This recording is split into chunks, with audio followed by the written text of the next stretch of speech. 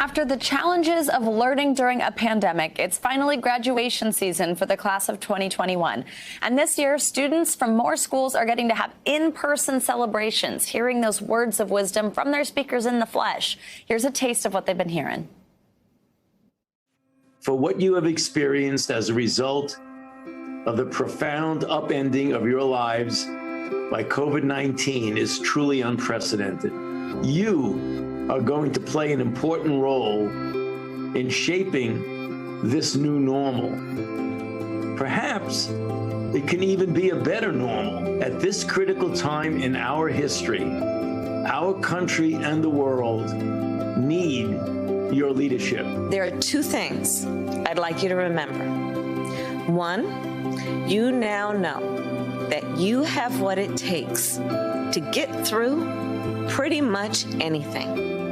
So when you come up against an obstacle, when you experience a setback, and you will, we all do, remember the resilience that you showed this past year, the determination. Remember that you have the strength to get through anything. Two, you do not have to get through anything alone. I'm here to tell you, your imaginations are plenty big enough for anything you can imagine, anything you can dream, anything you can desire.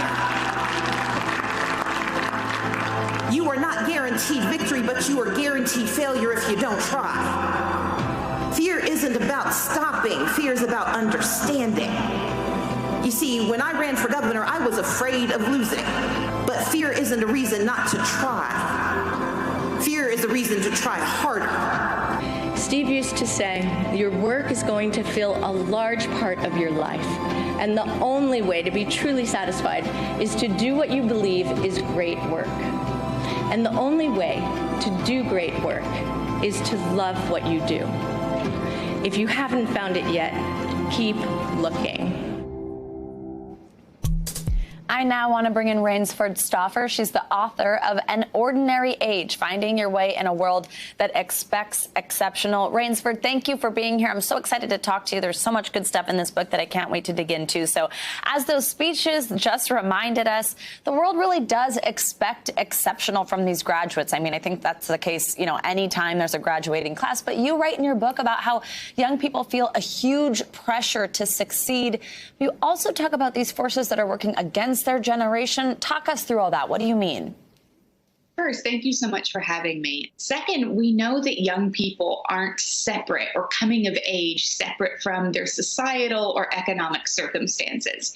That means that they are intrinsically impacted by forces that are outside of their own inner lives. So I think it's a great thing to encourage young adults to dream big, to imagine what a fulfilling life looks like for them.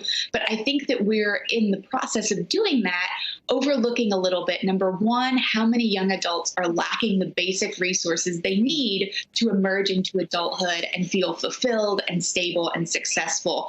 And two, we've kind of overlooked the fact that there's tremendous value in our ordinary lives and our ordinary selves. And when we pay attention to that ordinariness, to this idea that there are things that should fulfill us because we want them to, not because we think we're supposed to be chasing them, we can come a little closer to the idea of being sort of who we are instead of who we think we ought to be. Ooh, that is deep. All right, Rainsford, this next one, too, I really want to talk about, because this is something that I feel, and I think a lot of people feel, not just graduates. So let's talk about how graduates, but really how a lot of us might view our jobs. You write in your book, as work dominates more of our waking hours, it also monopolizes more of our identities, meaning career transitions, job losses, or financial strains often double as identity crises. I mean, okay, that just hits for me, and I think it does for a lot of people. I mean, do we need to rethink this, and how does the pandemic play into it? But also just talk about, our work really being where we find our worth and our identity.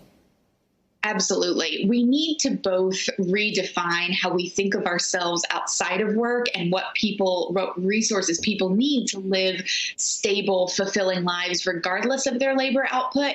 But we also need to rethink the relationship we have with work and kind of this idea of the dream job. I think a lot of time we all, but especially young people who are graduating here, go for your passion, do what you love every day.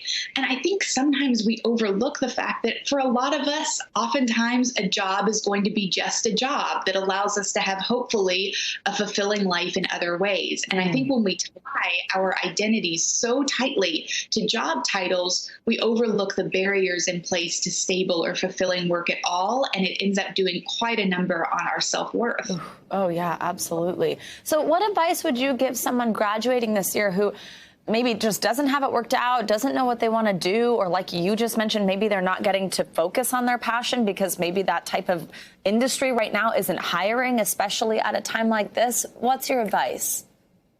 I think it's important to know that even as we talk about graduates emerging into the real world, a lot of them have been in the real world already. They've been parents or caretakers or have taken on adult responsibilities way before they graduated. A lot of them have worked while they were in school, and even more will graduate and wonder what on earth is supposed to come next. So I think two pieces of advice. The first being, your worth is not in the work you do. It is okay for your job to be just a job. And second, there is also worth in knowing that you are enough as is. I think that sometimes when we hear these messages about big dreams and making yourself extraordinary, we overlook the value in our ordinary, everyday selves. Absolutely. Brainsford, such great information there. Thank you so much for joining us this morning. Thank you for having me. Hey, NBC News viewers, thanks for checking out our YouTube channel. Subscribe by clicking on that button down here and click on any of the videos over here to watch the latest interviews, show highlights, and digital exclusives. Thanks for watching.